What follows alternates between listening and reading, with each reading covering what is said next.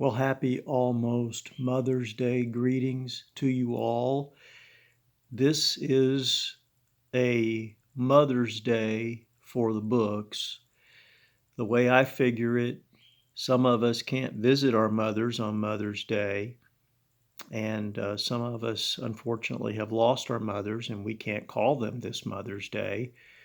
And some mothers would just soon have some of the rest of the family out of the house for a while on Mother's Day, so we're all in a fix. But being that as it may be, it's still Mother's Day, and it's a day to honor not only our mothers, but all of the women in our lives who are so very important to our understanding of what the Christian faith is. It's really built upon the premise that all people are valuable, even women, and especially, and in certain ways, women represent the characteristics of God. I'm going to be speaking on that this coming Sunday. So the best I think we can do is gather around our radios or our cell phones, however you receive the broadcast, with mom.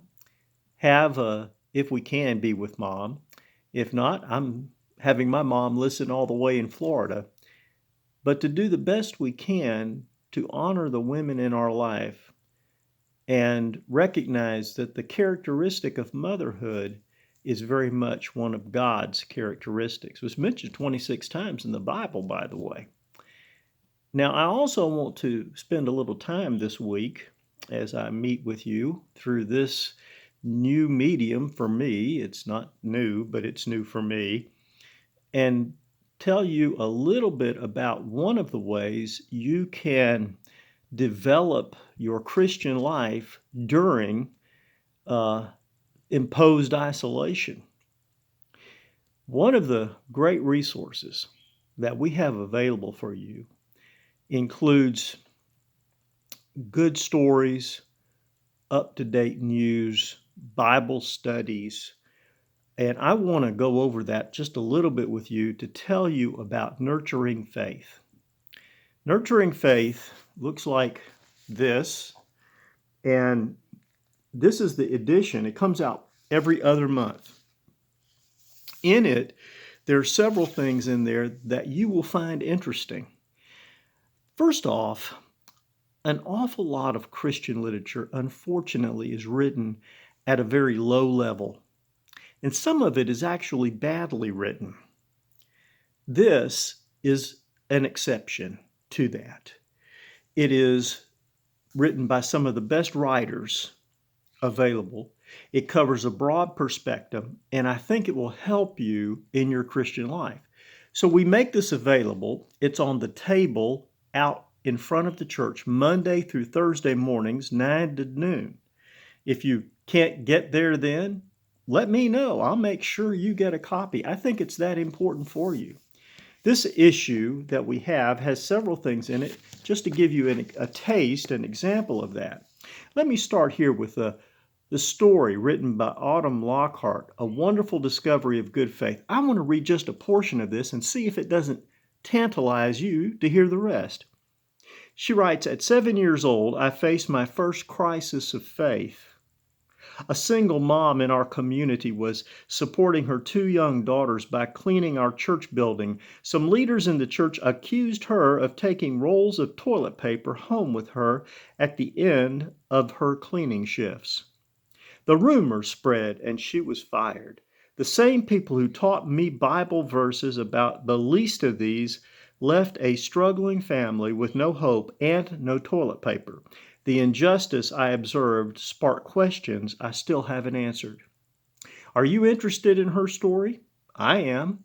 I think it tells us a lot about younger people these days, how they observe the church and what takes place. It might benefit us all to read that. There's one section I really like in Nurturing Faith. It's called Worth Repeating.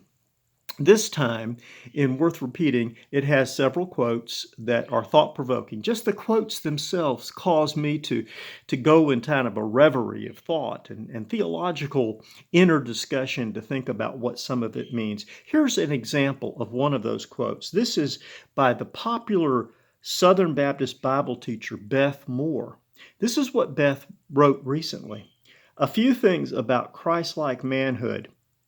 It is fierce enough to fight for women, bold enough to want a woman in Bible class, safe enough to be alone with a woman, muscular enough to scatter a crowd of men ready to stone a sinful woman, brazen enough to send a woman with good news.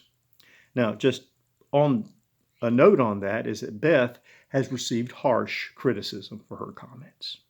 Let me go on and share another section with you from Nurturing Faith. This one is written by Wyman Lewis Richardson. He begins his article this way: what is a Baptist pastor in Arkansas doing cultivating a deep interest in a 12th and 13th century Catholic saint? What could Assisi possibly have to do with North Little Rock? He's speaking of St. Francis of Assisi. That's the broadness of this, and I think you will find it fascinating as well what his comments are regarding St. Francis. Now, this part I want to show you personally. This is the opening page. So there we go. This is what the opening page looks like to the Bible studies. This is what several of our Sunday school classes are doing. But here's an advantage in this. These Bible study sessions are also online, and you can access them by going to the link on our website. Right here, you'll see a password. This month's, or May and June's password is the word wisdom, and that will open up a online teaching by Dr. Tony Cartledge. Do you realize how much it would cost us to get Tony Cartledge to come and talk to our church every Sunday? We have an opportunity every week to hear from this professor at Campbell University, the seminary there, a highly educated individual and well-respected as he teaches online. So if you're missing your Sunday school class, you're missing Bible study, I urge you to try out Dr. Tony Cartledge. Let me give you one more example of Nurturing Faith magazine and some of the art. This is not all, but this is some of them. The final one is from Questions Christians Ask Scientists. Now, can you think of another Christian publication that does this? There ought to be a whole lot that do it. Science isn't against Christianity. It is a gift of Christianity. Here's the question that one observant reader writes when she says, some people in the Old Testament lived to be hundreds of years old, but people have never lived that long. Were the years shorter? Written by Rebecca Tinsley in Anderson, South Carolina. If you'd like to know the answer to that question from a Christian scientist, a man who's both a pastor and a scientist, I urge you to pick up this issue of Nurturing Faith magazine. We have plenty. Pick one up for yourself, pick one up for your friend, and please tune in on Sunday to our worship community broadcast that we will be doing for some time, probably in the future. Well, I love you all. I pray for you. Please give me a call. I love hearing from you, and I'm available to you 24 hours, 7 days a week. You take care.